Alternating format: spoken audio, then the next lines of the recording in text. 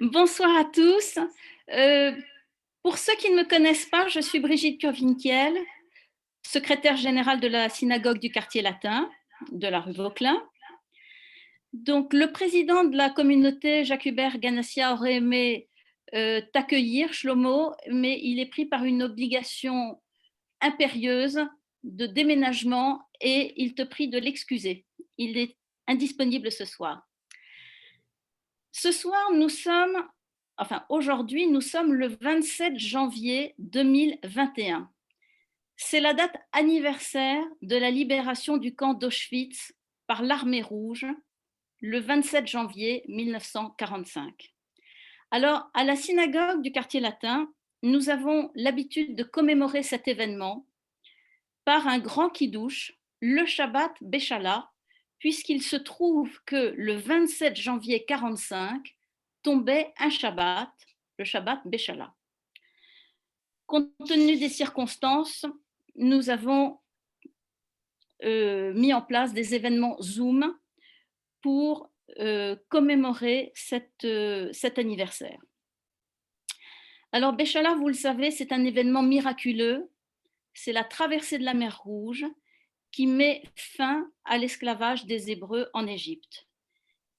Et le 27 janvier 1945, c'est la libération du camp d'Auschwitz, c'est le point de départ de la libération de tous les camps d'Europe centrale et d'Europe de l'Est, et donc la libération des Juifs de ces camps.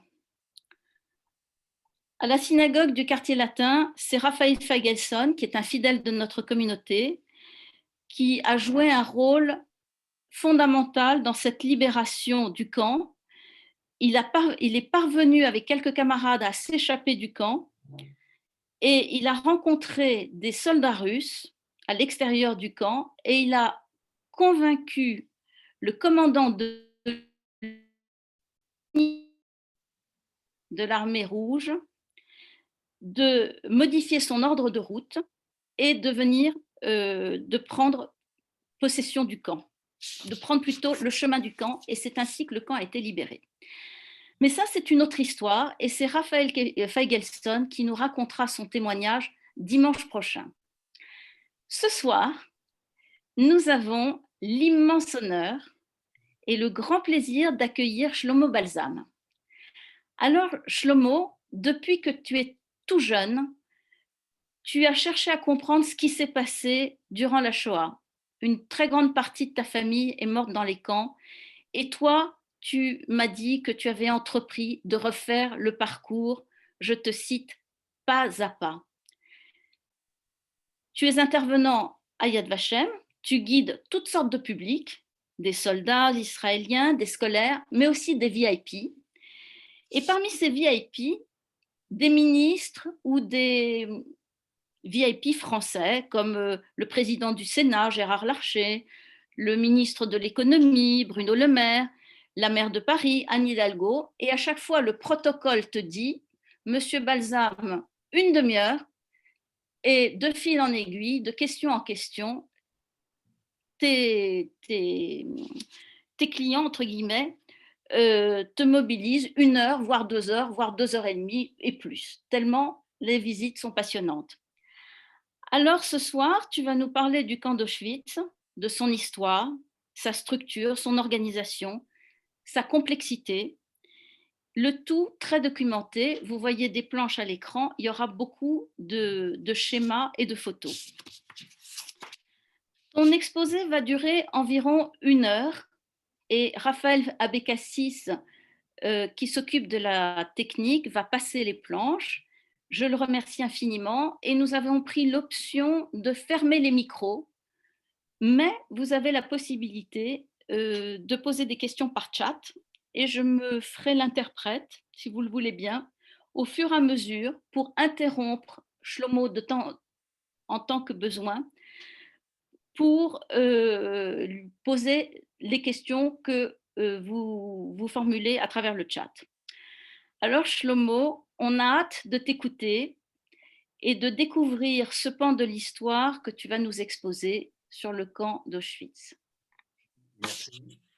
Alors d'abord, je suis assez ému de parler à des gens de Vauclin, parce que dans les années 70, j'étais responsable du Bnei Akiva à Vauclin, et j'ai bien connu des rabbins comme M. Chili et Guggenheim.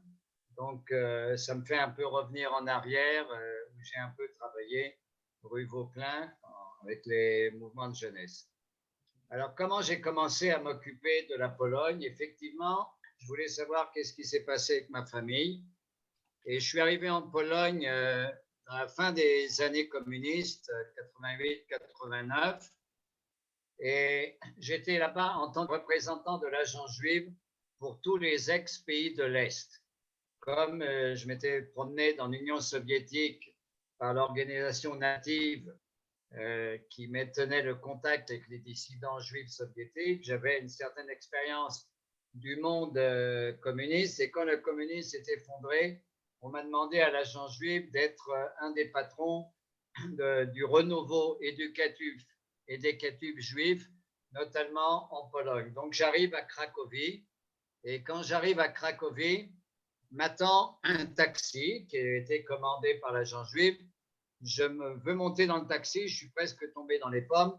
Sur le taxi, il y a marqué taxi 105 Auschwitz.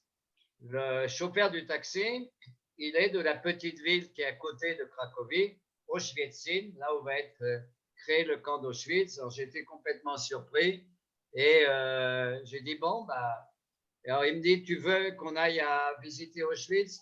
J'ai dit pas du tout, je veux absolument pas visiter Auschwitz. Je veux aller dans le village qui est pas très loin, une demi-heure, trois quarts d'heure en voiture. Je veux voir le village où sont nés mes parents. Et j'ai été dans le village de Gorlitz, qu'on voit ici. On me voit à côté du panneau Gorlitz. Je voulais savoir où sont nés mes parents. Et j'ai trouvé la maison. Vous voyez, une très belle maison. On m'a laissé rentrer. Très gentil. Voilà. C'est là qu'est né mon papa, où habitait ma famille à Gorlitz. Et le problème, c'est que j'ai découvert qu'en 1939, à Yom Kippour, les Juifs qui ont prié dans la cour, là, il y avait un minyan, ils ont tous été assassinés. Avec l'entrée, quelque peu après l'entrée des troupes allemandes en Galicie. Et j'ai été voir le cimetière juif de Gorlitz et je me suis presque évanoui. Un cimetière entièrement détruit qui a été un peu renouvelé en ce moment, mais on voit des tombes complètement détruites. Une grande partie des Polonais du coin avaient pris les pierres tombales du cimetière de Gorlitz pour construire des murs, des routes et ainsi de suite. Et tout d'un coup, j'ai découvert que, mais il n'y a rien à voir. Et quand je guide beaucoup de groupes me disent, mais Shlomo, il n'y a rien à voir. Alors écoutez ce que je leur réponds. On va en Pologne, pas pour voir qu'il n'y a plus rien. Je veux que ce rien-là vous voit, vous, qu'il y a encore des Juifs sur terre, qu'il y a encore quelque chose. Je veux que ces pierres cassées, ces synagogues ou cette maison où il n'y a plus de Juifs du tout, voient, regarde, maison, il y a encore des Juifs sur terre. Et le chauffeur m'a demandé est-ce que je veux aller à Auschwitz. J'ai dit non, je ne veux pas voir. Pour moi, c'est un trou noir. Je ne veux pas aller à Auschwitz. Je veux voir la vie juive avant, les traces de ma famille, mais je ne veux pas aller à Auschwitz. Mais il dit, mais ta famille, toi, tu m'as dit que ta famille est morte à Auschwitz.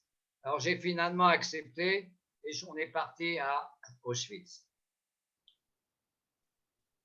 Alors c'est quoi Auschwitz? D'abord, j'ai été surpris que dans les rues de Cracovie, il y avait un grand panneau. Il y a marqué Regular Tours, tours réguliers. Là, ce qu'on voit sur l'affiche à droite, à côté de Hair et les 101 dalmatiens et pas mal de choses qu'on montre à Cracovie, qui est une très belle ville. Il y a marqué Tourisme à Auschwitz. Et quand on va à Auschwitz aujourd'hui, beaucoup de groupes sont choqués. À 500 mètres dans l'entrée du camp, plus ou moins, il y a McDonald's. Et en ce moment, il y a des travaux incroyables autour du camp d'Auschwitz pour construire des villas. Et tout d'un coup, je me suis aperçu que le souvenir d'Auschwitz, c'est pas seulement sur le papier, il faut travailler là-dessus.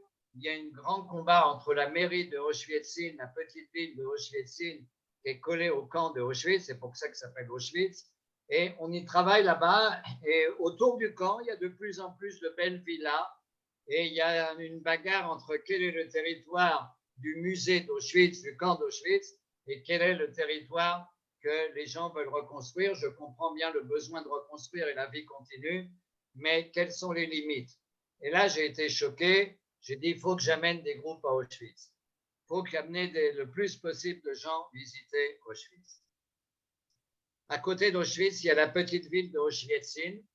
Et c'était une petite brigade, une petite bourgade dont la moitié de la bourgade était des juifs, 50% à peu près, il y avait 5000 juifs sur 10 000 habitants qui avaient Auschwitzin. Il reste absolument rien d'Auschwitzin.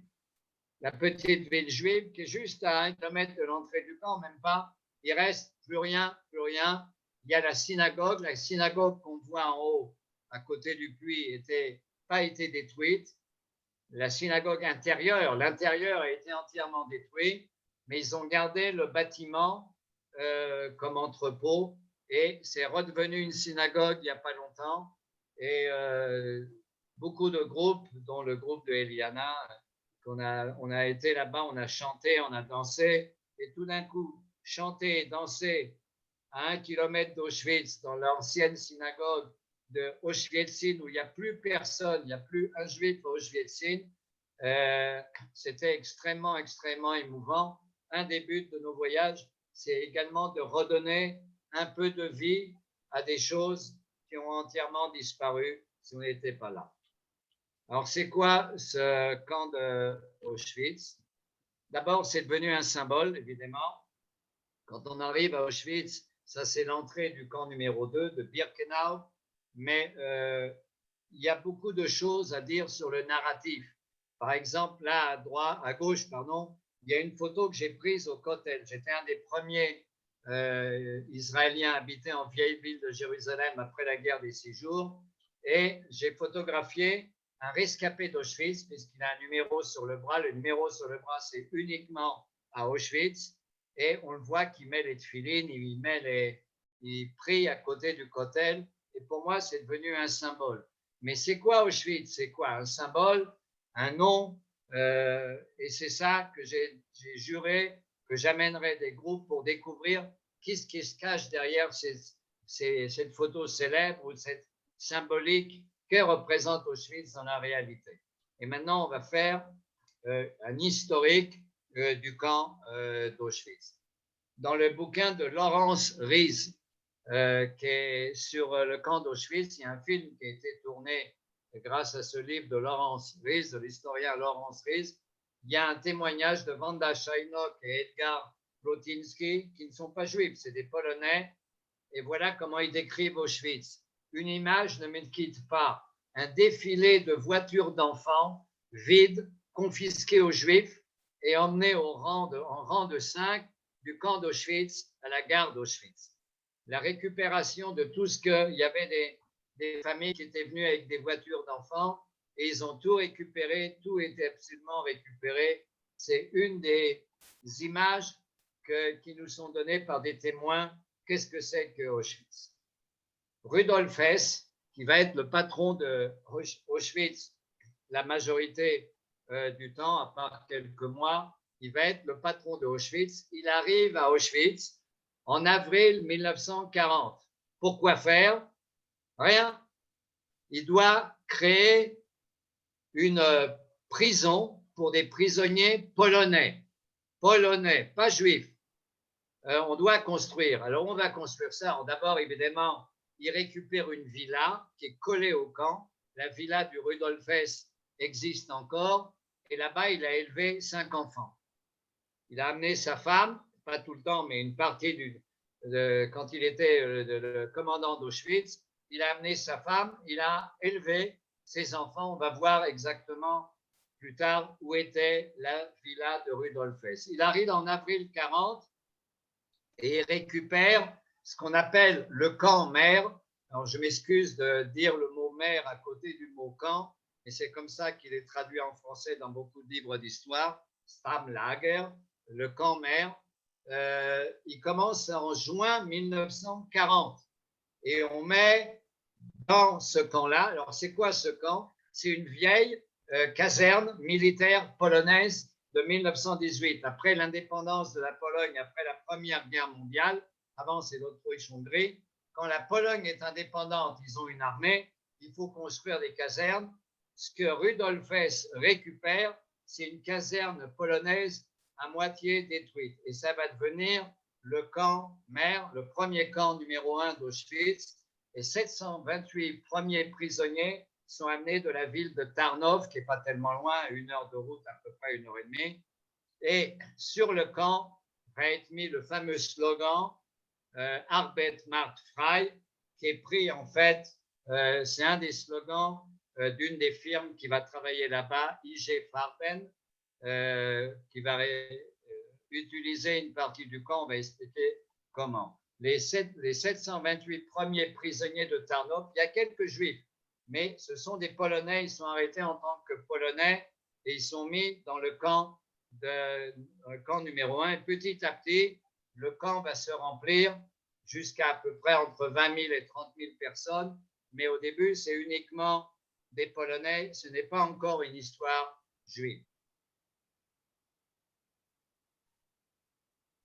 Ça, c'est la ville de Tarnów, d'où ont été pris les 728 premiers prisonniers amenés à Auschwitz.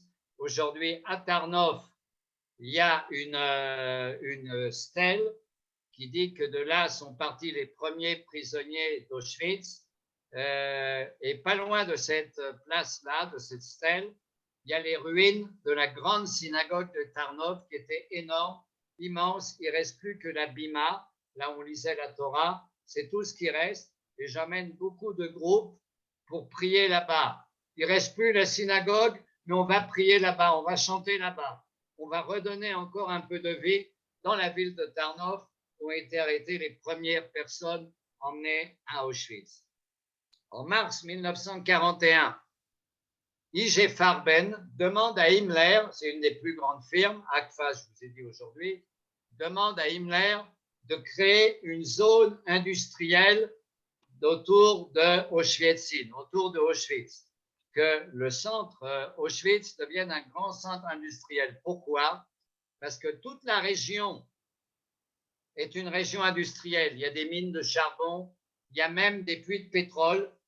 Il y a même bien avant la guerre, il y a déjà un centre industriel extrêmement grand et les firmes allemandes font des pressions sur Himmler et Himmler est d'accord, on va créer dans la région d'Auschwitz, de Auschwitzin, une zone industrielle. Il n'y aura pas que le camp de Auschwitz. Le camp de Auschwitz va être le centre de toute cette nébuleuse industrielle, mais il y aura plus de 40 camps autour de Auschwitz, dont le plus loin c'est Sachsenhausen, c'est quelques 200 kilomètres vers l'ouest, plus vers l'Allemagne. Il y aura plus d'une quarantaine de camps qui sont des camps de travail qui doivent servir à l'industrie allemande. On ne parle pas encore d'extermination, on parle de gagner de l'argent. Derrière ce camp de Auschwitz, il y a d'abord des intérêts économiques énormes. Un des sous-camps que vous connaissez sûrement, c'est le camp de Bobrek, c'est à 7 km de Auschwitz. L'usine existe encore. C'est une usine métallurgique qui fait des métaux. Là-bas, il y a Siemens, il y a IG Farben. Tout le monde investit. Pourquoi? Parce qu'on a des esclaves gratuits. Et une des esclaves qui a travaillé à Bobrek, c'est la jolie jeune fille qu'on voit ici en haut à droite. Elle s'appelle Simone Jacob. Elle va devenir Simone Veil, que nous connaissions. Et elle a travaillé au camp de Bobrek. Ça lui a permis de survivre. C'est vraiment un camp de travail où l'intérêt économique prédomine à ce qu'on va appeler après l'élimination totale des Juifs. Et là, il y a un document que je montre à beaucoup de groupes et ça fait peur à beaucoup de gens que des documents révèlent une réalité incroyable. Il y a marqué Bureau central de la SS pour l'économie et l'administration. Il y avait un monsieur qui s'appelait monsieur Paul, P-O-H-L, qui était responsable pour la SS de l'économie Et il y a marqué comme ça, profit prévisionnel de l'exploitation de prisonniers des camps de concentration. Combien on gagne à faire travailler les gens? Alors, il n'y a pas les Juifs au début, hein. C'est encore des Polonais, plus tard les Soviétiques.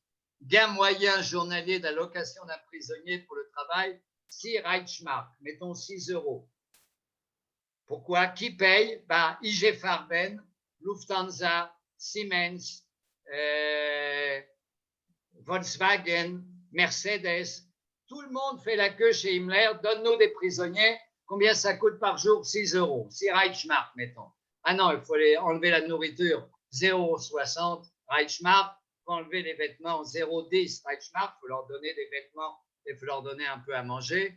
Et la moyenne de vie d'un prisonnier, 9 mois. Les Juifs, c'était 2 mois. Les Juifs, c'était uniquement 2 mois.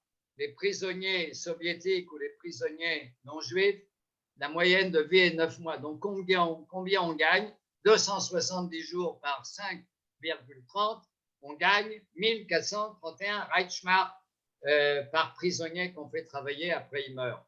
Mais il y a marqué profit moyen de l'utilisation efficace des cadavres. Quand on tue directement quelqu'un ou quand la personne meurt, on gagne en général en moyenne 200 Reichsmark, mais 200 € aujourd'hui, d'où des dents en or, des habits, des objets de valeur qu'il avait sur lui, peut-être qu'il avait de l'argent sur lui, mais non, il y a des dépenses aussi. On perd 2 Reichsmark par prisonnier parce qu'il faut le brûler, ça coûte de l'essence. Donc, vous voyez, ce document fait peur.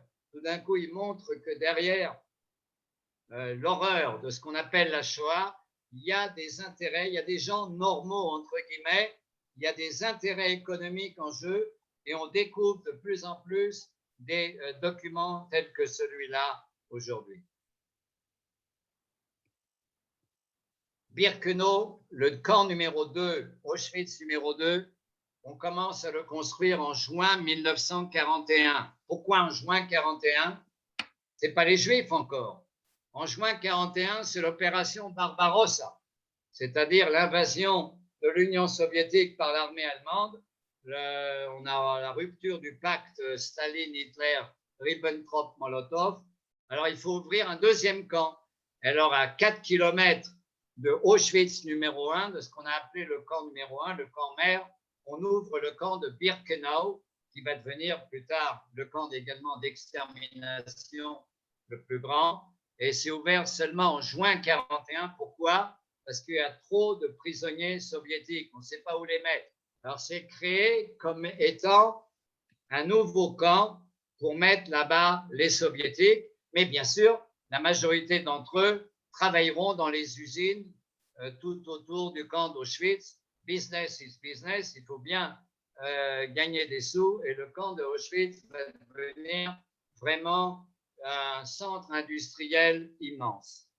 Alors, on voit ici la carte de Auschwitz. Le camp numéro 1 est tout petit, là, en jaune au milieu, à côté de la rivière Sola, à côté d'une rivière. C'est le camp numéro 1, là où habite Rudolf Hess. Le camp numéro 2, Birkenau, c'est à peu près à 4 km à gauche, en haut à gauche en jaune. Mais vous voyez qu'il y a le camp numéro 3, qui est le centre industriel Buna Monowitz, qui est le camp numéro 3 de Auschwitz et qui, lui, est le centre des 40 camps qui sont tout autour, y compris Bobrek, et des camps qui sont beaucoup plus éloignés. C'est une nébuleuse, Auschwitz, c'est énorme. Ce n'est pas, au point de vue géographique, c'est énorme, énorme, énorme. Voilà comment s'organise le camp d'Auschwitz. En décembre 1941, on commence les premiers essais de cyclone B dans la maison qu'on voit ici, le bloc numéro 10, à Auschwitz numéro 1. Alors, qui on tue? On fait un essai sur à peu près 700 prisonniers soviétiques. Maintenant, pourquoi on fait un essai à Auschwitz de tuer des gens avec du cyclone B? Parce qu'à partir de juin 1941, à l'Est a commencé la Shoah par balle. 1,5 million de Juifs ont été tués par balle par les Einsatzgruppen, les commandos spéciaux on tue systématiquement les Juifs sur le front de l'Est. Il y a des 4 unités qu'on appelle Einsatzgruppen, les groupes spéciaux de tuerie, qui là où ils arrivent tuent les gens et il y a des problèmes. Himmler va visiter comment on tue les gens et il est écœuré. Il dit les soldats commencent à vomir. Ils tuent des gens par balle à 2 mètres. Ils voient leurs victimes. Il y en a qui refusent de tuer. Il y en a qui deviennent fous. Alors on leur donne de l'alcool. Et cette Shoah par balle commence à poser beaucoup de questions. Il laisse beaucoup de traces, des fausses. Ça laisse beaucoup de témoignages. Il y a beaucoup trop de gens impliqués. Ça porte atteinte, écoutez bien ce que je dis, ça porte atteinte aux malheureux soldats allemands chargés de tuer des Juifs. Ils commencent à vomir, à se sentir mal. Il y en a qui refusent de tirer. C'est l'horreur absolue. La Shoah par balle a été étudiée par beaucoup, est une horreur. Alors, il faut trouver une autre façon de tuer, d'une façon, je m'excuse du mot horrible que je vais dire, il faut tuer d'une façon plus humaine. C'est horrible. Himmler dit comme ça. Alors, on va faire des essais, peut-être qu'on va tuer au gaz. Alors, le gaz avait déjà été employé pour tuer, notamment au camp de la mort de Chelno à partir de décembre 1941. On tue les gens dans des camions à gaz en mettant le pot d'échappement à l'intérieur. Ce n'est pas du cyclone B, c'est un pot d'échappement, c'est du gaz qui vient d'un moteur. Et les premiers camps de la mort vont marcher avec du gaz de moteur. Et c'est l'horreur absolue. Ça marche pas bien, ça met du temps. Les Allemands ne sont pas du tout contents. Alors, on a trouvé un système avec IG Farben, on a trouvé un gaz génial qui s'appelle le cyclone B. Mais il faut l'essayer. Les premiers essais sont dans le premier camp d'Auschwitz en décembre 1941. Dans le bloc numéro 10 du camp d'Auschwitz, on va tuer là-bas 600 prisonniers soviétiques. Et on les brûle où? Il y avait une espèce de un bâtiment qu'on voit ici, et en bas, au milieu, avec une cheminée, on va créer, pour faire disparaître les cadavres, le premier four crématoire d'Auschwitz, à Auschwitz numéro 1, dans le camp Mer, pas à Birkenau. Et maintenant, vous savez où il est ce camp, ce crématoire? Il est en face de la villa de Rudolf Hess. Le commandant du camp va élever ses 5 enfants avec un petit jardin et des fenêtres sur lesquelles on voit le four crématoire numéro 1. Dans le four crématoire numéro 1, on estime aujourd'hui qu'ont été assassinés et des Juifs de Slovaquie, les premiers arrivés, et des Juifs de France. À peu près entre 30 000 et 40 000 Juifs ont été assassinés dans le camp numéro 1 au crématoire numéro 1. Et on a créé, parce que la chambre à gaz était plus loin, le bloc numéro 10 était plus loin, alors on a créé à côté du crématoire une chambre à gaz. Maintenant, à gauche, vous voyez une carte extraordinaire. On voit Auschwitz, qui est le centre de l'Europe au point de vue ferroviaire. Comment ça, Auschwitz, c'est tout un petit village? Ah oui, mais comme c'était une grande zone industrielle bien avant la guerre, la gare de Auschwitz, quand vous arrivez aujourd'hui à Auschwitz, la gare est immense. C'est une petite gare de campagne, de rien du tout. Mais la gare est immense. Pourquoi? Parce que c'était bien avant la guerre un centre industriel important et on peut arriver de toute l'Europe. Et comme en janvier 1942, il y a la fameuse conférence de Wannsee où on ne décide pas de la solution finale. La solution finale de massacrer tous les Juifs a été prise un peu avant. Mais en janvier 1942 à Wannsee, on décide que cette extermination sera industrielle. On va tuer les gens non plus par balle, maintenant on va le faire d'une façon industrielle. Et bien sûr, Auschwitz ne suffit pas, alors on va voir comment on va développer ça. Il y a un monsieur qui s'appelle Frank Novak, un beau garçon. Il va mourir à un âge très avancé dans son lit. Il ne va jamais être jugé. Il va peut-être être 2 ans en prison. Il va être jugé un peu. Lui, c'est le secrétaire de M. Eichmann. Et tout ce qu'il a fait dans sa vie, c'est d'organiser des trains. Combien de trains il a organisé? 147 trains. C'est tout. J'ai organisé 147 trains.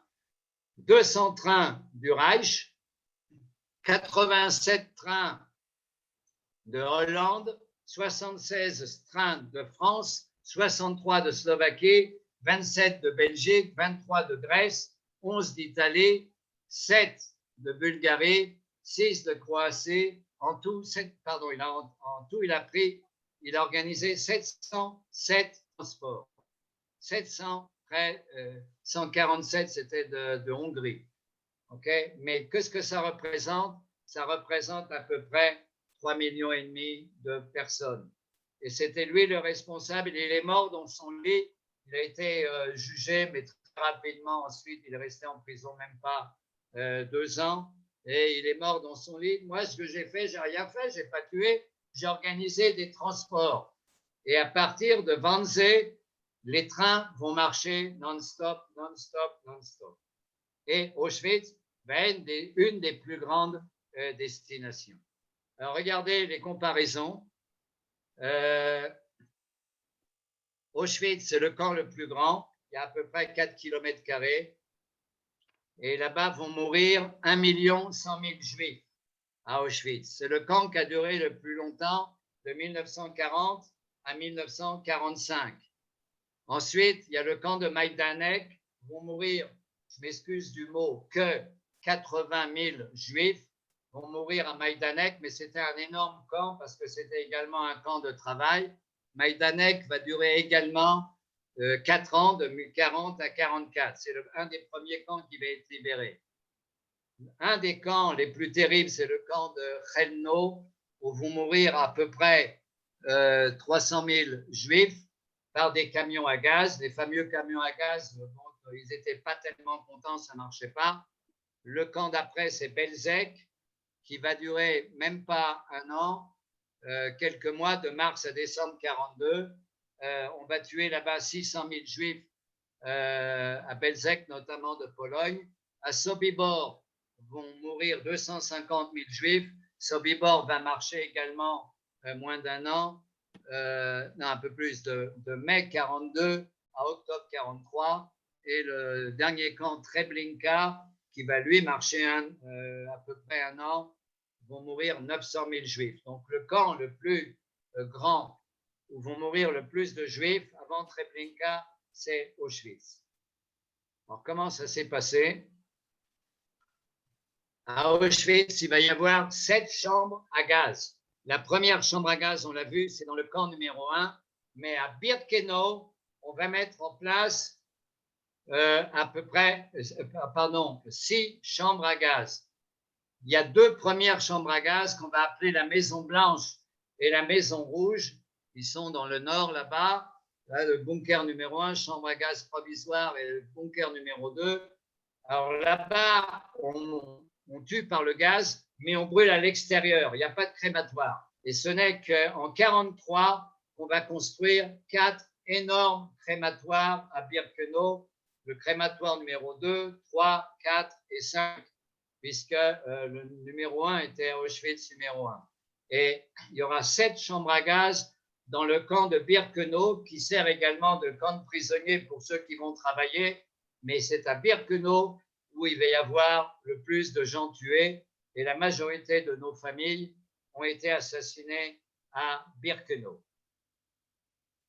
Maintenant, je vous ai dit, on peut arriver de toute l'Europe directement en train jusqu'à Auschwitz, et à partir de 42, à peu près de avril 42, mars 42, les trains vont arriver non-stop, sans cesse, des trains arrivent.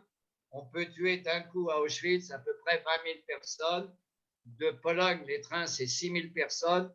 De Hollande, c'est à peu près 2 000 personnes. De France, c'est à peu près 1 000 à 1 200 personnes, des fois un peu plus, des fois un peu moins.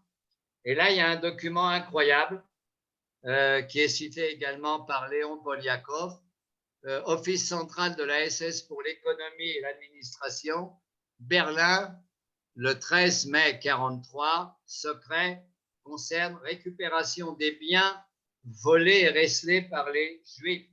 C'est-à-dire que Auschwitz, vous vous rappelez, je vous ai dit qu'il y avait un grand intérêt économique. On récupère tout, le fameux commando Canada, qui s'appelle Canada parce que c'est un pays riche, c'est eux qui récupèrent toutes les affaires des Juifs. Donc ceux qui travaillent là-bas peuvent survivre un peu plus parce qu'ils récupèrent, des fois ils peuvent prendre à droite, à gauche. Alors là, il y a une lettre, il est marqué comme ça, Reichsführer, au 30 avril 43, ont été réceptionnés 94 000 pièces de montres, des montres d'hommes, 33 000 montres de femmes, 25 000 stylos, et ainsi de suite. Ils font la liste de tout ce qu'ils récupèrent, des rasoirs, des tondeuses, des ciseaux, des lames de rasoir. C'est incroyable. Tout est noté, tout ce qu'ils ont récupéré. Et ils demandent qu'est-ce qu'il faut faire ça avec tout ça. Ils disent même, oui, on va distribuer à des unités combattantes, notamment Reich, ceux qui ont fait au Radour-sur-Glane. L'arme sous-marine reçoit de suite 3000 pièces. Il y a tout des documents. Qu'est-ce qu'on fait avec tout ce qu'on pique aux Juifs à Auschwitz? Tout est noté, et ça fait peur.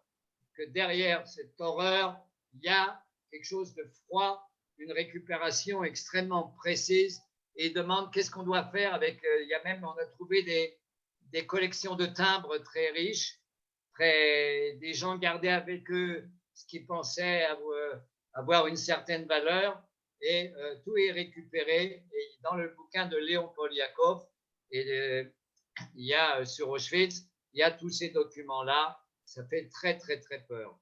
Maintenant, je m'excuse de vous montrer ce que je vais vous montrer. Vraiment, je suis désolé. Quand vous arrivez au camp Mer, l'Auschwitz numéro 1 aujourd'hui, le camp de Auschwitz numéro 1 est le musée d'Auschwitz. Et on a récupéré tout ce qu'on a récupéré également à Birkenau est exposé au camp numéro 1. Alors, ce qu'on voit, c'est très difficile à voir. Il y a 2 tonnes de cheveux. 2 tonnes de cheveux.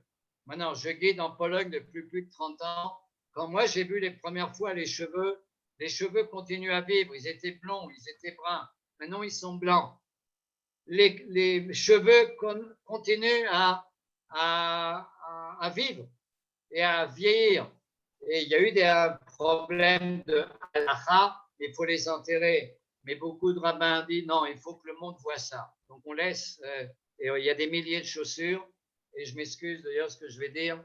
Il y a ici une vitrine où on voit des centaines et des centaines de prothèses, de choses que même qu'est-ce qui reste à l'homme qu'on lui prend tout. Ils ont tout pris, les cheveux, le corps pour faire des expériences, on va le voir, mais même quelqu'un qui avait une béquille ou une canne blanche ou une prothèse, on lui enlève.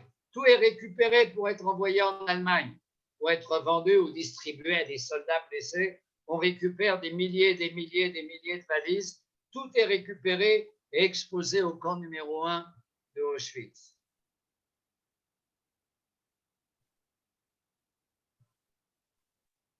À Auschwitz, il y a des personnages extraordinaires. Tout était fait d'une façon très bizarre. Il y avait 8 orchestres à Auschwitz. Et les musiciens étaient obligés de jouer quand les gens vont au travail, quand ils reviennent, ou le dimanche, ils jouaient pour les nazis. Et un de ceux qui ont survécu, il est décédé il y a quelques années, c'est le violoniste de Salonique, Jacques Strumza, que j'ai très bien connu. Lui jouait il était premier violon de l'orchestre, d'un des orchestres d'Auschwitz. Et on découvre des trucs incroyables. Et c'était une façon pour eux de survivre. Ils jouaient pour les nazis. Mais quoi, il y avait de la musique? Oui, il y avait de la musique. Il y avait même les concerts le dimanche. Le dimanche, les Allemands ne travaillaient pas. Il y avait des congés du week-end. Donc, on se servait de Juifs pour amuser les Allemands ou les faire réjouir. Et l'orchestre jouait quand les gens allaient au travail, revenaient du travail. Même quand les gens allaient à la mort, on a mis des fois les orchestres. Il y a une femme dont je raconte beaucoup l'histoire, c'est Alisa. Aliza Baruch, Aliza Tsarfati, quand elle arrive, elle vient de Salonique et elle est choisie pour les expériences médicales. Quelles sont les expériences médicales au bloc numéro 11 de Auschwitz numéro 1, en face du bloc numéro 10 où ont été gazés les soviétiques, il y a le bloc numéro 11. Le bloc numéro 11 était un bloc de Mengele pour les expériences médicales. Et il y avait une des grandes expériences, c'était la stérilisation des femmes. Je m'excuse de dire ce que je vais vous dire. Donc, on amène Aliza dans le bloc numéro 11 pour lui couper les trompes, pour la stériliser. Celui qui donne l'ordre, c'est le docteur Mengele, et celui qui réalise la majorité des opérations, non seulement de stérilisation, mais également d'autres, c'est le docteur Klauberg. Le docteur Klauberg a survécu, il n'a jamais été jugé, ils l'ont arrêté, il avait déjà plus de 90 ans, donc on ne l'a pas mis en prison. Il a continué à enseigner la médecine, et il y a un gros problème jusqu'aujourd'hui, parce que lui, il s'est servi beaucoup des résultats de toutes ces expériences faites sur les prisonniers d'Auschwitz qui sont à très haut niveau au point de vue médical, et on a un problème jusqu'aujourd'hui. Est-ce qu'on a le droit de se servir des résultats scientifiques de ce qui était fait à Auschwitz? C'était un grand centre de recherche médicale pour les nazis. C'est l'horreur, mais c'est vraiment quelque chose d'extraordinaire au point de vue de la médecine. Et là, on a découvert, je raconte ça à tous les groupes, des lettres envoyées par la firme Bayer. La grande firme des médicaments Bayer ont écrit beaucoup de lettres, et dans les lettres-là, il y a marqué, voilà, est-ce qu'il est possible, c'est une lettre qui est écrite à Rudolf Hess, au commandant du camp de Auschwitz, voilà, on a besoin de femmes, est-ce que vous serait-il possible de mettre à nos dispositions quelques femmes, et à quelles conditions, c'est-à-dire combien on doit payer. Toutes les formalités concernant le transfert de ces femmes seront faites par nous. Nous, on viendra les chercher.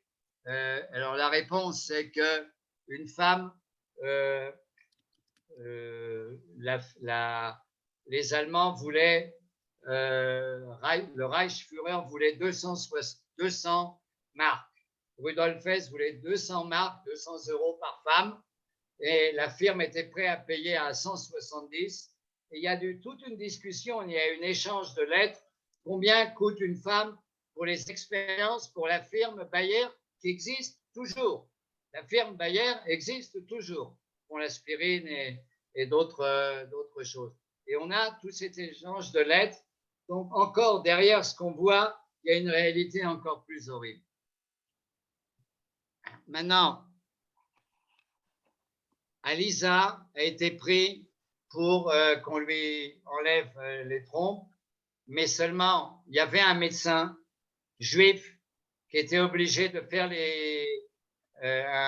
également un juif de Salonique qui était obligé, le docteur Samuel, qui était obligé de faire les opérations, et lui il a saboté les opérations et il n'a coupé qu'une partie des trompes. Donc, il a saboté il a sauvé beaucoup de femmes, et Aliza a survécu. Après l'opération, elle a repris, elle a été envoyée travailler dans l'usine qu'on voit, qui est juste en face de l'entrée d'Auschwitz numéro 1. C'est l'usine de Union, c'est une usine d'obus. Elle a été obligée de travailler là-bas. Elle est tombée amoureuse. Il y avait un prisonnier, ils n'avaient pas le droit de se parler, mais ils se sont vus. Ils sont tous les deux de Salonique. Lui, il s'appelle Ovadia Baruch. Et ils ont entendu qu'il parlait le ladino. Ils ont réussi à se parler. Ils sont tombés amoureux l'un de l'autre. Et cet amour-là, à Auschwitz, va les sauver, va les maintenir. Ils vont survivre tous les deux. Ils vont arriver en Israël. Lui, il va être soldat dans l'armée israélienne. Et un jour, elle a dit à son mari, j'ai quelque chose qui cloche, j'ai mon ventre grossit et je ne peux pas être enceinte, j'ai été opérée. Et tout d'un coup, elle a compris qu'elle n'avait pas été réellement opérée et ils ont eu un petit garçon qui s'appelle Yaakov, que je connais bien, qui vit d'ailleurs à Yad Vashem et en Pologne. Et j'ai connu, les deux sont décédés déjà, Vadia et Alisa, mais je les ai connus personnellement et les connaître et entendre leur histoire, on comprend tout de Auschwitz. On comprend tout. Il y a un juif qui vit à Paris actuellement, Jacques Altman, que peut-être certains d'entre vous connaissent.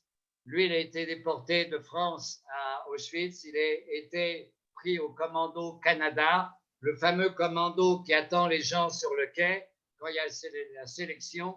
Ils doivent récupérer les affaires des Juifs et les amener au commando Canada où tout est noté. Et là-bas, il y avait un trafic incroyable chez les nazis. Et lui, il était exactement à l'endroit de la sélection.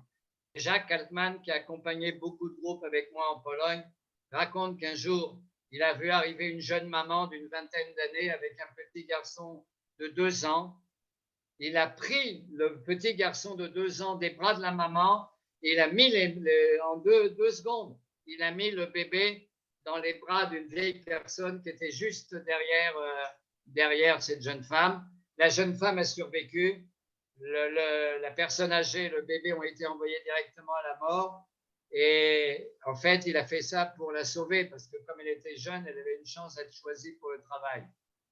30, 40 ans après, Jacques habite à Paris, on tape à la porte. Une dame lui, je t'ai cherché pendant plus de 40 ans. Je suis la femme que tu as sauvée à Auschwitz. Je t'ai maudit pendant longtemps. Tu m'as volé mon bébé, mais ça m'a pris beaucoup de temps à comprendre ce que toi, Jacques, tu as fait. J'ai recherché, et finalement, je me rappelais de ton nom et je t'ai retrouvé. Et regarde, je me suis remarié, j'ai 3 enfants. Grâce à toi, j'ai recréé une nouvelle famille. Et ça, c'est des scènes incroyables qui se passaient au moment de la sélection. Et je raconte ça. L'endroit de la sélection existe encore aujourd'hui à Birkenau et on peut, avec tous les groupes, s'arrêter. Et j'ai beaucoup d'histoires et beaucoup des fois de gens du groupe me racontent l'histoire de leur propre famille qu'ils ont appris de leurs grands-parents. L'endroit de la sélection aujourd'hui à Birkenau est un endroit où il y a un wagon de déportation. Tous les groupes s'arrêtent là-bas. Mais derrière ce wagon, il y a un sous-camp. Le camp de Birkenau était divisé en une dizaine de sous-camps. Il y avait le camp des Hongrois, le camp des Tziganes. Il y avait aussi un camp où il y avait les Roms, les Tziganes. La majorité des gens qui étaient enfermés à Birkenau, à part les Roms, étaient que des Juifs. Et les Soviétiques avaient déjà été éliminés depuis longtemps. Et le Birkenau est très rapidement devenu un endroit où il y avait à peu près 100 000 Juifs, des fois un peu plus, des fois un peu moins, qui allaient travailler dans toutes les usines. Mais derrière ce wagon, il y avait un camp qui aujourd'hui est entièrement détruit, qui était le camp des familles de Térésine. On a fait venir du ghetto de Térésine et on les a laissés vivre. Pourquoi? On les a laissés vivre 6 mois. Pourquoi? Pour la Croix-Rouge. Parce que ces crétins de la Croix-Rouge, notamment un idiot qui s'appelle Maurice Rossel, est venu voir le ghetto de Térésine, il n'a rien vu. Il est venu voir Auschwitz, donc on a laissé vivre les gens pendant 6 mois. Regardez, ils sont là. Il est venu, il n'a rien compris. Maurice Rossel, il y a un film sur lui de Claude Lanzmann. Et il y a un homme qui s'appelle Freddy Hirsch, qu'on voit au milieu, qui a créé dans le bloc 31 du camp des familles une école à Auschwitz. Qu'est-ce qui reste à l'homme qu'on lui prend tout? On va continuer à enseigner. Et un des enfants était un petit garçon qu'on voit ici, Peter Gins, qui était fou de Jules Verne, qui avait fait un dessin où on voit la Lune, la Terre vue de la Lune. Il était fou de Jules Verne. Et ce dessin-là a été pris par Ilan Ramon, le premier astronaute israélien, en souvenir de Peter Gins. Pardon. Il y a eu une révolte à Auschwitz. Les Juifs se sont battus. Au crématoire numéro 4, il y a eu une révolte le 7 octobre 1944. À peu près 450 personnes ont réussi à se révolter. Ils sont tous morts. Mais ils ont réussi à détruire le crématoire numéro 4. Comment? Vous vous rappelez de l'usine Union, on faisait des bombes. Alors, il y a une fille de la chômeur HCR qui s'appelle Rosa Robota, qu'on voit ici, qui a caché dans son intimité de la poudre, mais il n'y avait pas de montre. Comment on organise une révolte? Mais comme elle appartenait au Commando Canada, qu'elle travaillait à l'usine, elle pouvait marcher dans le camp, et il fallait beaucoup de gens pour organiser une révolte. La révolte a duré même pas quelques heures. Ils ont tous été assassinés, mais les Juifs ont relevé la tête. Il y a eu une révolte à Auschwitz, au crématoire numéro 4. Ce qu'on voit là, c'est les corps brûlés au crématoire numéro 5. Les crématoires, finalement, marchaient tellement lentement qu'on a recommencé à brûler les cadavres en dehors. Et la fumée se sentait de très loin. Il y a eu une révolte à Birkenau, au crématoire numéro 4, le 7 octobre 1944. On arrive à la fin, le 18 janvier 1945. Il reste encore quelques milliers de Juifs vivants, on n'a pas le chiffre exact, peut-être 20 000 sur tout ce qui restait de Birkenau et de Auschwitz et de tous les camps de travail. On garde tout le monde, on emmène tout le monde dans les marches de la mort. Pourquoi? Parce qu'on a besoin de travailler, de faire travailler. On a besoin encore d'esclaves. Et je sais que parmi nous, il y a la famille de Maxi Librati qui a participé à. Maxi Librati était à Auschwitz, a été quelques mois à Auschwitz, a été transféré pour déblayer les ruines du ghetto de Varsovie parce qu'ils avaient besoin de métaux.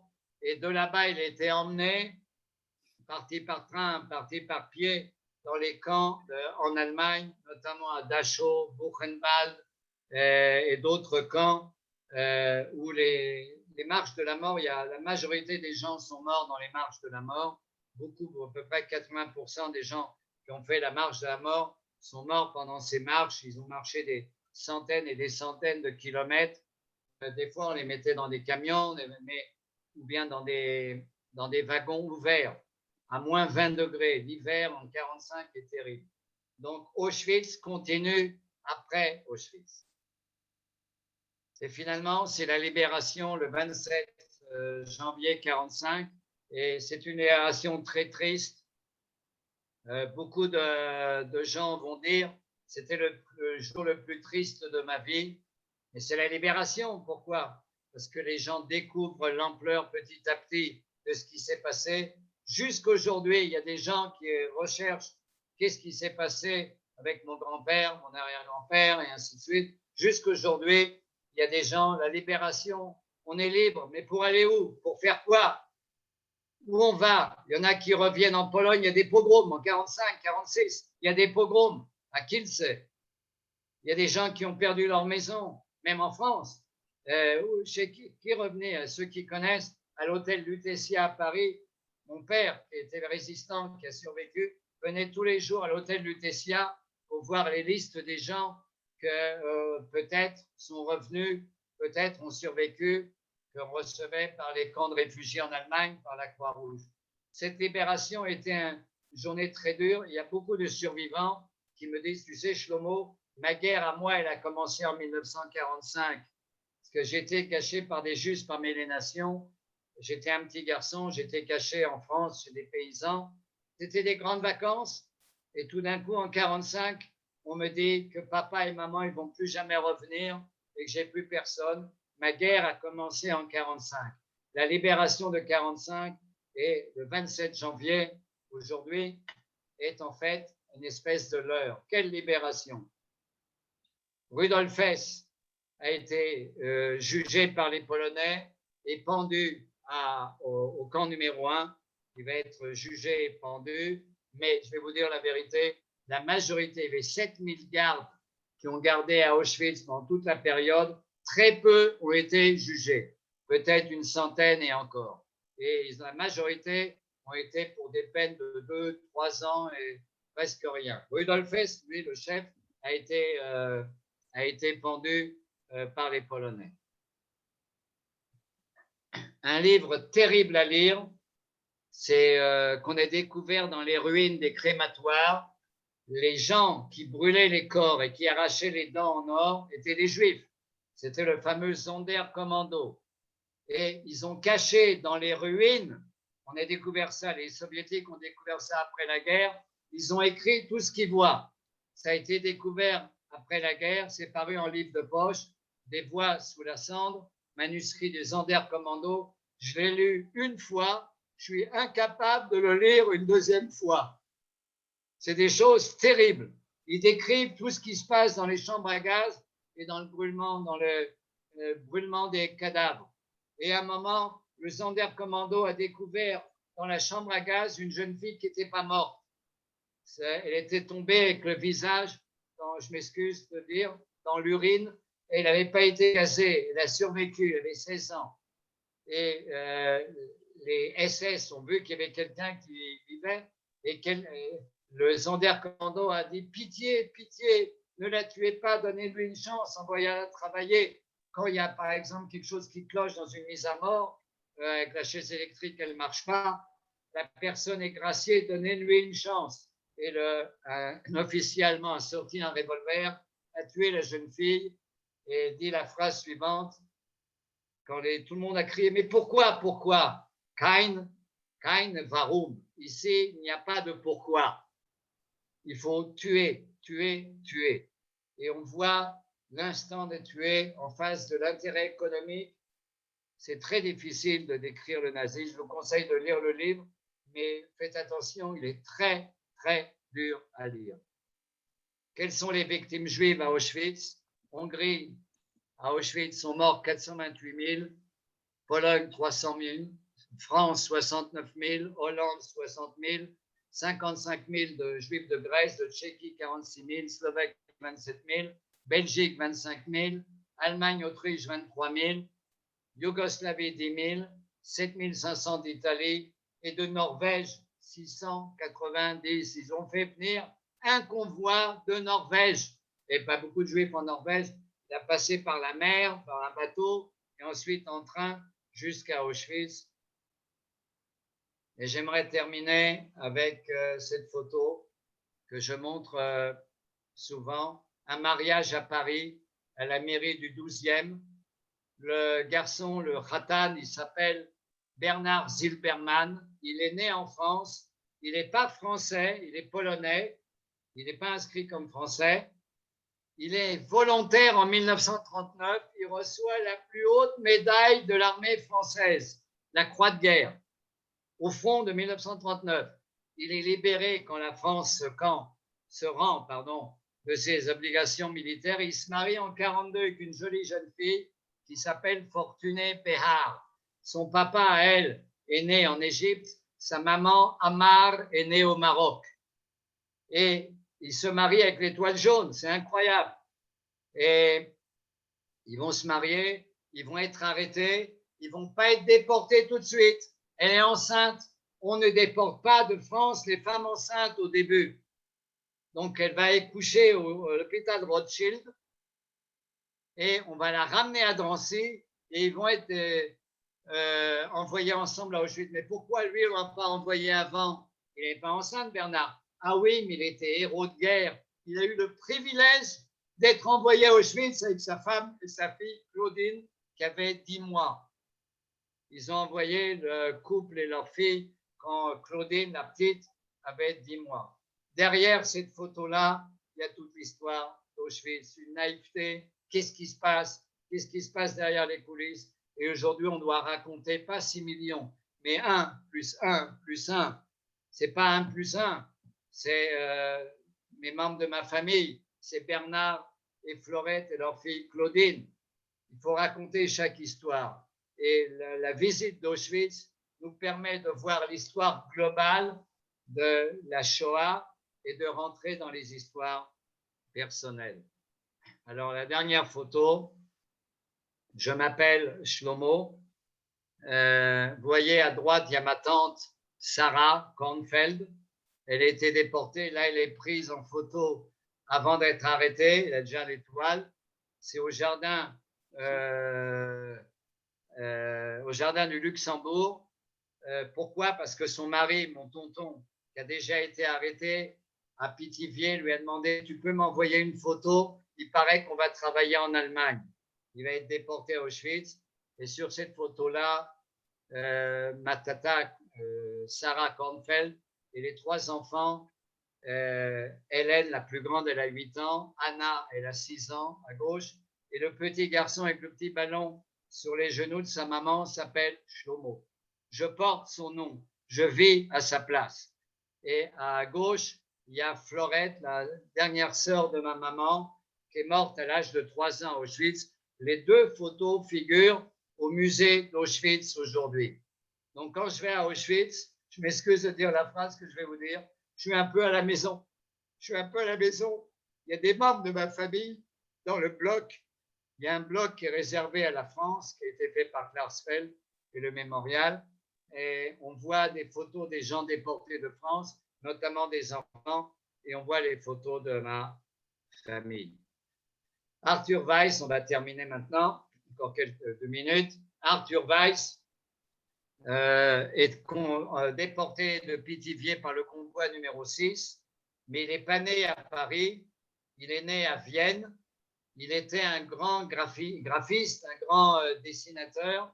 Et en 1936, il y a un plan d'enterrer Théodore Herzl en Israël, en 1936. Et Arthur Weiss va faire ce qu'on voit ici, la parochet, une espèce de tapis qui va envelopper le cercueil de Herzl.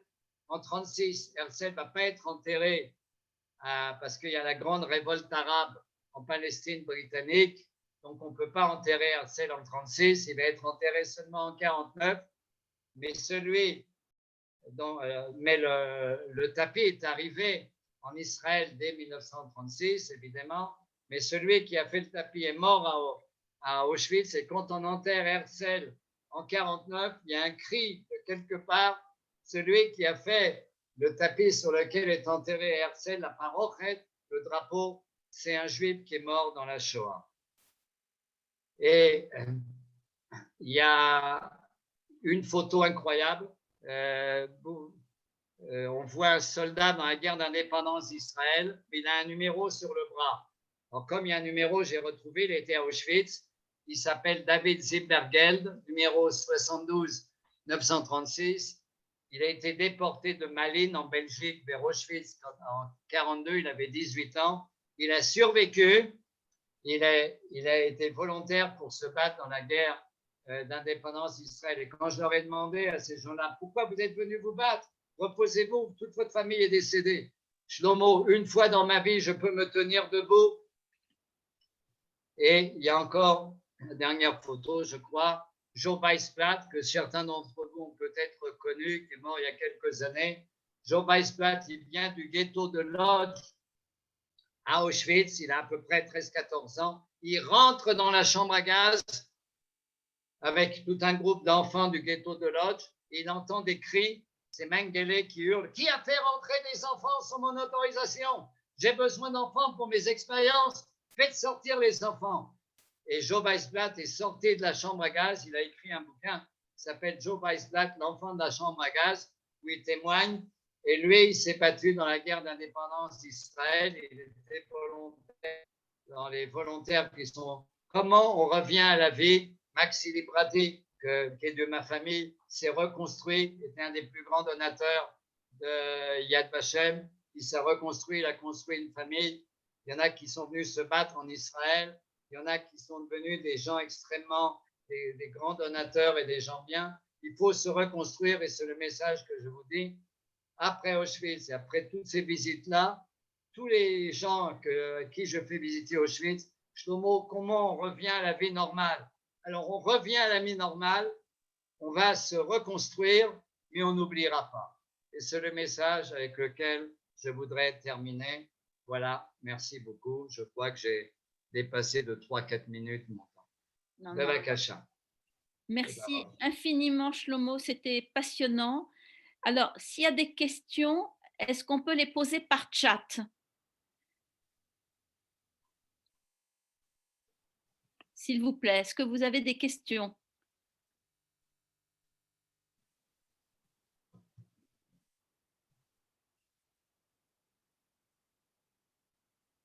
Alors, il y a quelqu'un qui dit j'étais en Pologne avec l'école Yavne et vous étiez notre guide. Nous avons beaucoup pleuré et aussi beaucoup prié avec vous. Portez-vous bien. Merci. Des remerciements. Merci. Merci, c'était magnifique. Merci bien. Poignant. Bravo. Des questions? Vous êtes sans voix? Ça prend du temps après. Oui, ouais, il faut atterrir. Et là, j'ai présenté, en général, on est à Auschwitz pendant 6 heures ou 5 heures et on descend dans tous les abîmes possibles. En 1 heure, c'est un peu difficile, mais j'ai essayé de donner plusieurs autoroutes de pensée. Il y a deux questions. Je te les lis, Shlomo. Oui. Est-ce que tu fais encore des visites à Auschwitz? Et une autre question, est-ce qu'on doit faire confiance aux goyim après tout ça? Alors, premièrement, j'espère, maintenant il y a le corona, donc je ne sais pas quand est-ce qu'on pourra retourner en Pologne et montrer ce qui se passe. Pour la question, est-ce qu'on peut avoir confiance en Goïm? Alors, je n'ai pas de réponse. Ce que je sais, c'est qu'en France, il y a eu 4500 Juifs parmi les nations. Il y a 27 000 Juifs parmi les nations à peu près. Et je demande à des groupes, c'est beaucoup ou pas beaucoup? Et la majorité me dit, mais c'est rien. 27 000 Juifs parmi les nations, peut-être qu'il y en a qu'on ignore, mais c'est rien. Mais je voudrais terminer avec une phrase. Un des groupes qui m'a le plus touché, à qui j'ai fait visiter Auschwitz, écoutez bien, et ceux qui me connaissent et qui ont été avec moi, je le raconte assez souvent, j'ai guidé à Auschwitz un groupe de rescapés du génocide rwandais. Je les ai guidés d'abord à Yad Vashem et une partie d'entre eux sont venus avec moi à Auschwitz. Et ils pleuraient plus que moi. Ils disaient, mais monsieur Shlomo, chez nous, ça s'est passé en 1994. Le monde n'apprend rien. Comment on fait pour qu'il y ait des gens bien sur Terre? Alors, il y a un message juif. Oui, on doit se garder. J'ai confiance qu'en moi pour ma défense. D'un autre côté, beaucoup de gens, quand j'ai demandé aux Tutsis, aux gens du Rwanda, pourquoi vous êtes venus à Yad Vashem et pourquoi vous êtes venus avec moi en Pologne, ils m'ont dit, Monsieur Shlomo, en Afrique, on ne sait pas se souvenir. On a entendu dire que vous, les Juifs, vous êtes des Michiganais de la mémoire, vous êtes des fous de la mémoire. Vous savez tout vous rappeler. On vient apprendre chez vous comment nous souvenir pour que l'humanité reste encore une bonne humanité. Alors d'un côté, je suis optimiste. J'espère qu'il y aura encore des gens honnêtes et bons sur Terre, mais j'ai peur. Vous avez raison. D'abord, le peuple juif doit se garder lui-même. Confiance ou pas confiance, ça, chacun aura dans sa tête en qui je peux avoir confiance et où. C'est un gros problème. Donc, il faut savoir, mais je veux travailler pour que l'humanité. Alors, j'ai guidé des Arméniens, j'ai guidé des rescapés du Rwanda, des Yougoslaves. Il y a eu un génocide en Yougoslavie en 1990. C'est-à-dire que tout est encore sur la table. Vous avez raison. C'est ça qui fait peur quand on visite Auschwitz, mais ça continue. Il y a encore de la haine, il y a encore des gens qui tuent d'autres gens. Il y a plein de questions, Shlomo. Alors là, ça vient en rafale. Je te les déroule toutes parce que, voilà. Bon, je vais essayer. Alors, la première, c'est comment des Juifs ont-ils pu continuer à vivre en Pologne après la guerre? Ensuite, une autre question. Qu'est-ce qu'on peut faire pour garder la mémoire au maximum maintenant que les témoins nous quittent? Est-ce que tu pourrais en dire plus sur la révolte dont tu as parlé? Est-ce qu'il y en a eu d'autres? Ensuite, ça va, tu suis?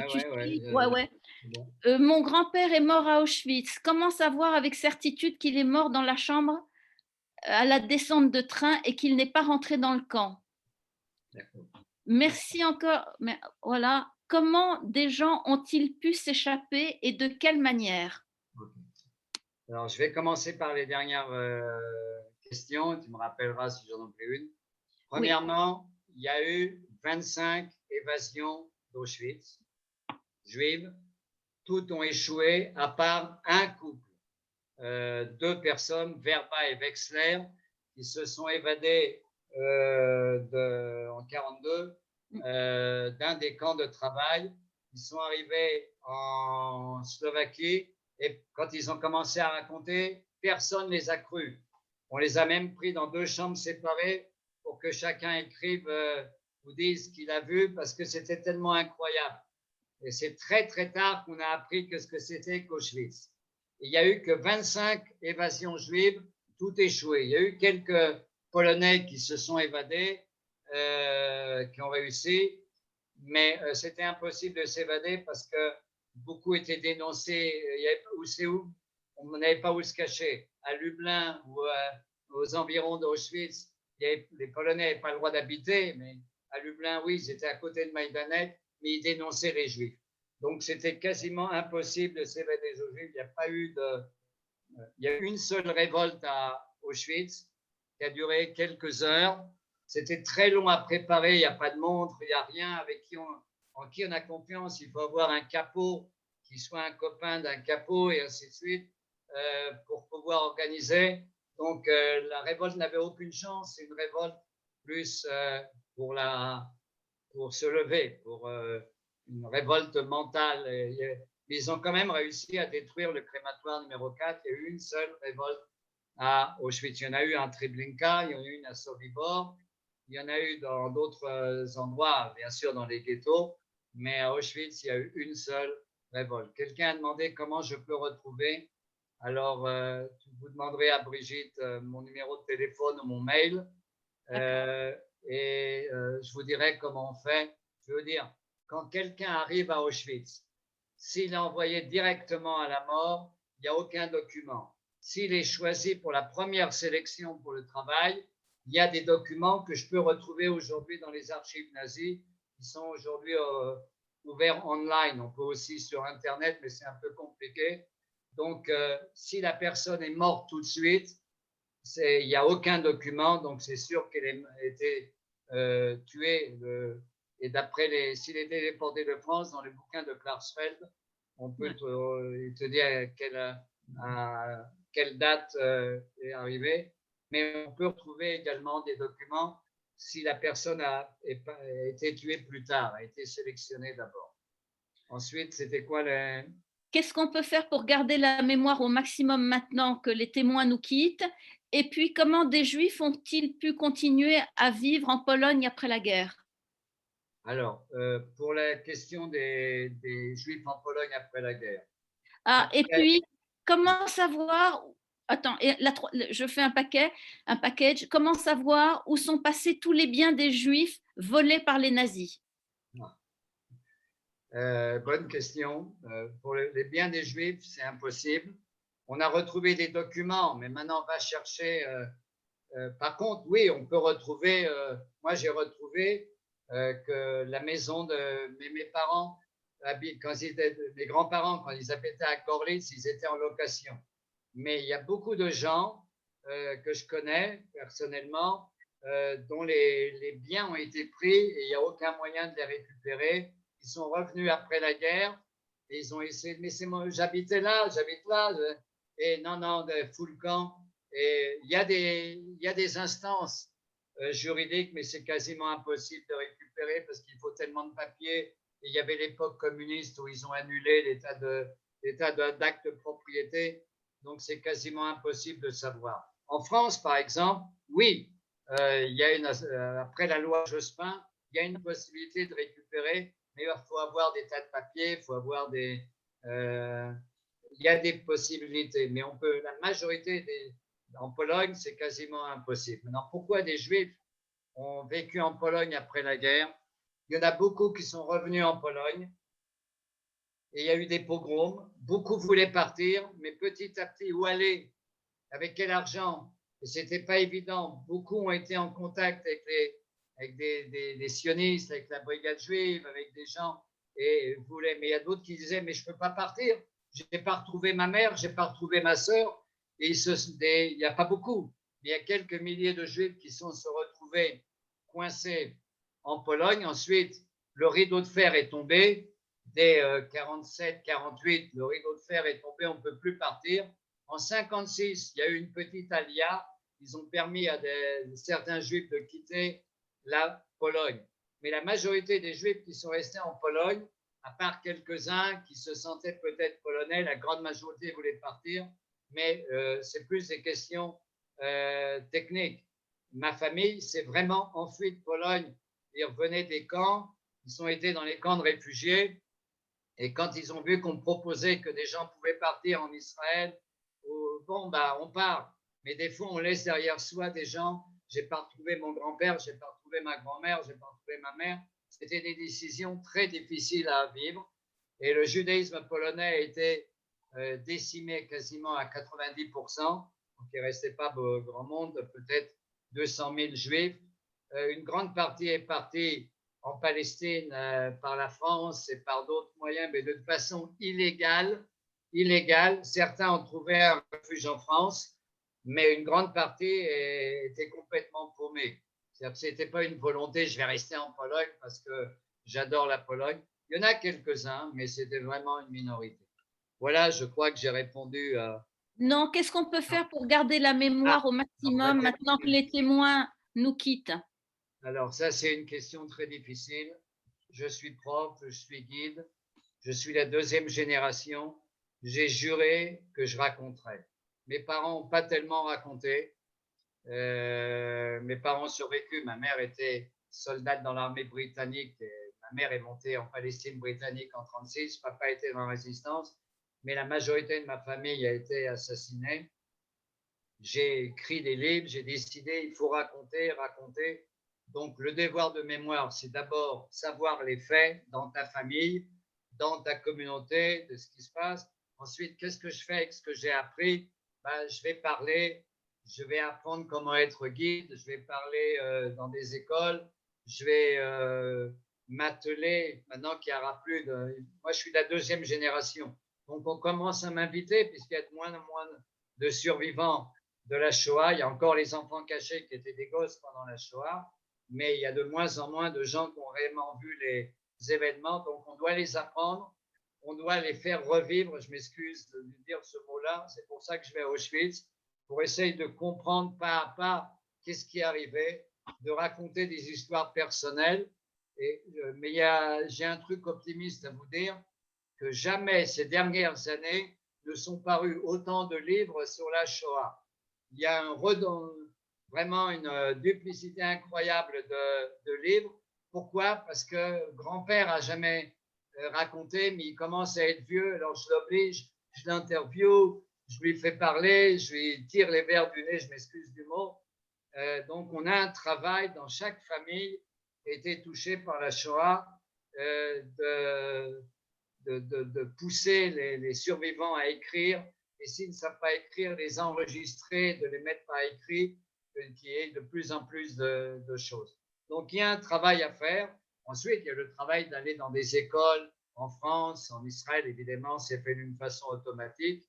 Il faut que ça soit fait en France. En France, j'ai beaucoup travaillé avec la région de Marseille, avec des lycées difficiles où il y avait beaucoup d'élèves maghrébins que j'ai guidés en Pologne d'ailleurs. Il y a un travail à faire. Je guide beaucoup de groupes non juifs. Il y a encore, chez les juifs, il y a beaucoup d'ignorance, mais alors chez les non juifs, il y a encore beaucoup également. Et je travaille également beaucoup avec des groupes non juifs que je guide également en Pologne, des groupes chrétiens, des groupes musulmans, avec le père Choufani, le curé de Nazareth, qui veut absolument que les Arabes israéliens, et c'est lui qui m'a mis en contact avec la région PACA, et j'ai guidé des gosses de lycées difficiles, de ce qu'on appelle les quartiers perdus de la République. Et donc, il y a un travail à faire dans beaucoup, beaucoup de domaines. Et il y a un intérêt, mais il y a des possibilités aujourd'hui qu'il n'y avait pas avant. Il y a Internet, on retrouve beaucoup, beaucoup de choses. Voilà. Alors, il y a encore 3 questions. Oh là là, 4 même. Oh. Alors, alors, est-ce qu'on peut encore retrouver de nos jours des camps ou des bases cachées, c'est-à-dire qui n'ont pas encore été découvertes? Non. Ensuite, combien de temps les déportés restaient à Auschwitz en moyenne? Quelle a été la réaction des jeunes maghrébins à Auschwitz, les maghrébins que tu as guidés? Alors, Et le gouvernement britannique a-t-il vraiment utilisé des enfants pour mener des opérations en France, par exemple? non, ça, je Là, ne sais pas. La dernière question, je ne sais pas. je crois pas, je comprends pas très bien la dernière question. Bon, en ce qui concerne, alors il y avait une question sur comment ont réagi les Maghrébins. Non. Ouais, les Maghrébins, combien de Non. temps des déportés restaient à Auschwitz? Ok. En Et moyenne, il y a des ouais, déportés qui sont restés 4 ans à Auschwitz, toute la période et qui ont survécu, notamment le père de Rafi Rosner. Monsieur Rosner est resté tout le temps. Il est arrivé un des premiers et il est resté vivant. Mais la moyenne, ce que j'avais marqué là-bas tout à l'heure dans le document était vrai, la moyenne de vie pour un juif était de 2 mois. C'est-à-dire les gens qui mouraient tout de suite et des gens qui pouvaient rester 1 an, 2 ans, quelques mois. Il y en a qui ont survécu, mais la moyenne était vraiment quelques mois. La moyenne, ok. C'est-à-dire qu'il fallait vraiment être dans un commando de travail spécial ou avoir une position spéciale pour survivre un peu plus, voilà, un peu de chance. Donc la moyenne était de quelques mois. Eux, ils mettaient 2 mois, les Allemands, comme moyenne, euh, pour les Juifs. 9 mois pour quelqu'un qui n'était pas juif, mais pour les Juifs, la moyenne était 2 mois de survie dans le camp. En ce qui concerne la réaction des jeunes maghrébins, alors je vais vous dire, l'histoire est la suivante. Quand le groupe de jeunes maghrébins est arrivé, j'ai demandé à un des profs comment vous avez recruté vos élèves. Alors, il me montre une jolie jeune fille de 16 ans, une maghrébine de 16 ans, d'un des quartiers difficiles de Marseille. Il dit, tu vois cette jeune fille, le premier jour des classes, elle a dit 40 fois le mot juif en tant qu'insulte. Rends-moi mon cahier, sois pas juif. Hey, le juif, là, tu m'as volé mon stylo. Elle employait le mot juif comme... alors, le prof l'a inscrit pour le voyage.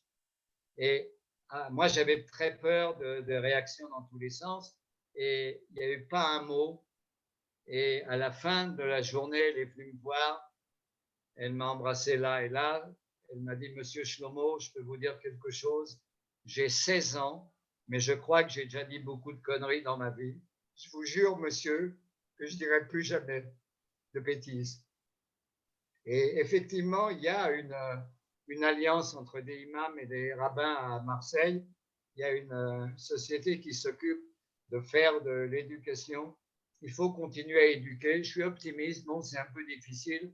Il y a des préjugés. La fille est venue avec plein de préjugés sur les juifs dans sa tête, mais le prof a eu raison de l'emmener. Elle a vraiment eu un choc extrêmement fort. Et voilà ce que j'ai eu d'autres réactions comme ça, toutes positives. Il n'y a pas eu un mot de provocation ni rien du tout. Ils ont été vraiment très très choqués à tous les points de vue du mot. Et Alors, la question, je la reformule parce qu'elle a été précisée, c'est de Nathanaël. Le gouvernement britannique a-t-il vraiment utilisé des enfants, parce qu'on ne pouvait pas les soupçonner, pour mener des opérations de renseignement en France, par exemple? ça, je ne sais pas. Non, ça, je ne sais pas. D'accord. Ça, je ne sais pas. Je vais vérifier, mais ça m'intéresse. Alors, moi, je crois qu'il est temps de clôturer cette conférence qui était magnifique, Merci. vraiment absolument magnifique, tellement documentée, tellement riche d'informations, plein de choses qu'on a découvertes. Tu as mis tout ça en perspective. Moi, je te dis un très grand merci. Je sais qu'on peut retrouver tes... Il y a plein de vidéos où Sur, tu parles, où tu présentes sur Internet. ton travail sur Internet, sur YouTube, je les ai vus. Donc, je vous invite à regarder tout ça. Si vous voulez entrer directement en contact avec Shlomo, bah, vous pouvez le faire via Raphaël Abécassis ou par mon intermédiaire. La conférence a été enregistrée. Je vous remercie infiniment. On a fait un format qui vous a limité à une parole écrite, mais c'était pour plus de clarté, pour que chacun puisse formuler des questions et que Shlomo puisse y répondre et qu'on s'entende tous. Voilà. Passionnant et émouvant. Merci et un grand bravo. Je crois que c'est le mot de la fin. Merci. À très bientôt, Shlomo, et un grand merci encore. Et bon tout Bishvat, on va planter des arbres pour se replanter. On va refaire pousser quelque chose. Au revoir. Au revoir. Les bye bye. Bye bye.